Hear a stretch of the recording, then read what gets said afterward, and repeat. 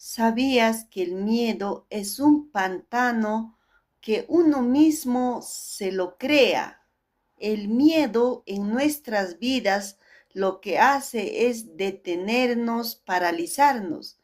Por eso es muy importante como persona que dejemos el miedo, porque ese miedo cada uno se lo crea como un pantano en su vida y simplemente el miedo lo que hace en nuestra vida es detenernos, es paralizarnos.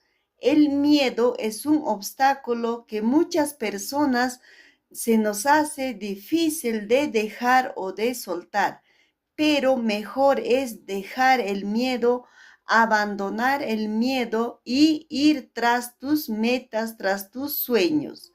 Una persona, mientras estamos en vida, tenemos sueños como también metas. Metas físicas, también metas espirituales y abandonar el miedo. No temas, no tengas miedo, porque Dios está contigo.